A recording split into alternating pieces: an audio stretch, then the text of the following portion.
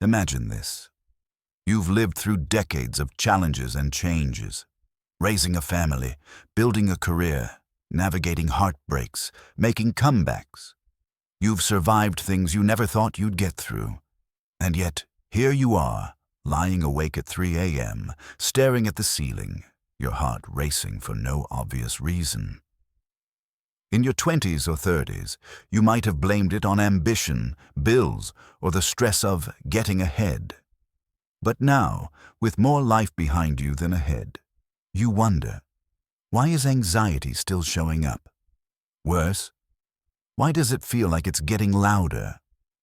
That's the conversation we're having today, not the generic try to relax advice, but proven, research-backed, real-world methods for dealing with anxiety in midlife and beyond.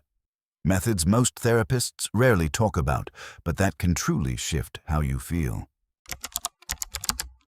Anxiety at 55 isn't the same as anxiety at 25.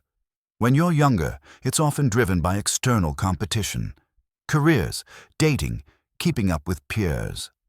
But as we age, anxiety can come from the quiet spaces in life. You've spent decades in constant motion, getting kids off to school, meeting deadlines, caring for loved ones. And then, one day the house is quieter. The phone rings less. The calendar has more white space. For some, this is freedom. For others, it's unsettling. That stillness can stir thoughts like, am I doing enough? Have I wasted time? Is this it? Psychologist Erik Erikson described this stage as a tug-of-war between generativity, the desire to contribute meaningfully, and stagnation, the fear of becoming irrelevant. When life slows, that tug-of-war can easily tilt toward restlessness and worry. Solution.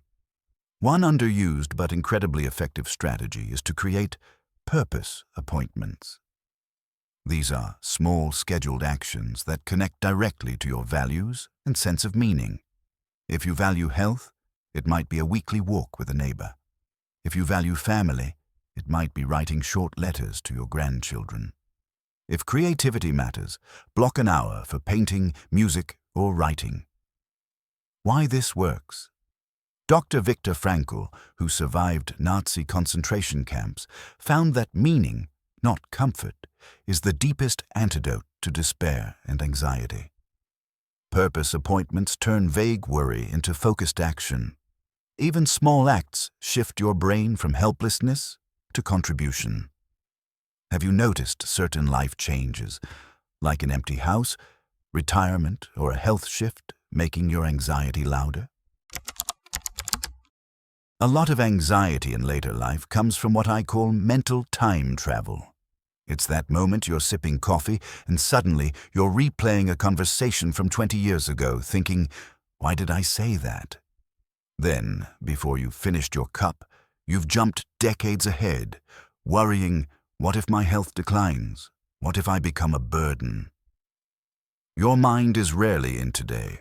Harvard researchers Matthew Killingsworth and Daniel Gilbert found that when our minds wander, especially into the past or future, we're more likely to feel unhappy. For older adults, the past is full of what-ifs, and the future holds unknowns that can feel daunting. Therapists often suggest mindfulness, but here's the twist for mature adults. Mindfulness becomes more powerful when it's anchored to your personal history. Instead of just focusing on your breath, focus on activities that root you both in the present moment and in the richness of your life story. That might mean cooking a recipe your grandmother taught you, tending a garden you've cared for years, or listening to a song from your wedding day while you tidy the house.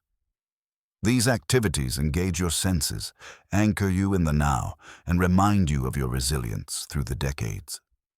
If you found a personal way to pull yourself out of anxious thoughts, or learned something surprising about yourself in midlife, share it in the comments. Your story might be exactly what someone else needs to hear today.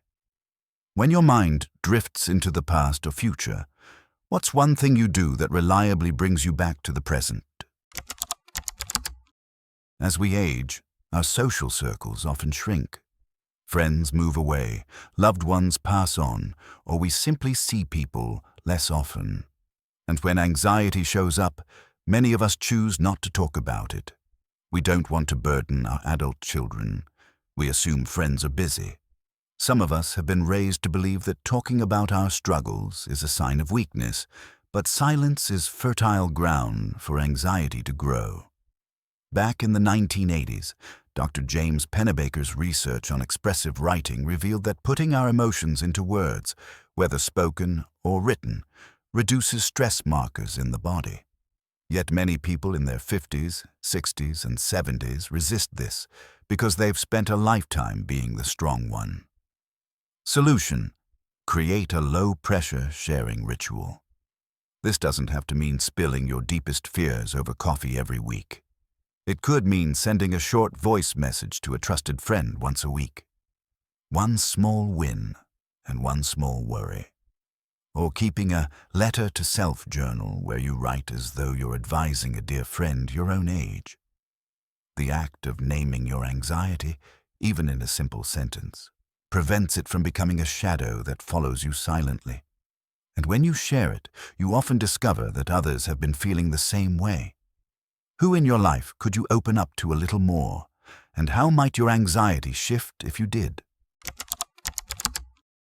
Here's something most people don't realize. Anxiety isn't always the enemy. Sometimes it's your body and mind's way of nudging you towards something important. That knot in your stomach before a medical checkup? It's your body saying, pay attention, your health matters. That restless feeling when you're not using your skills? It's a reminder that you still have more to give. Dr. Kelly McGonigal at Stanford has shown that reframing the body's stress response can transform it. If you interpret a racing heart as, I'm in danger, anxiety grows. But if you see it as, my body is preparing me for action, that same energy becomes a resource. Solution: the next time you feel anxious, pause and ask, what is this trying to prepare me for?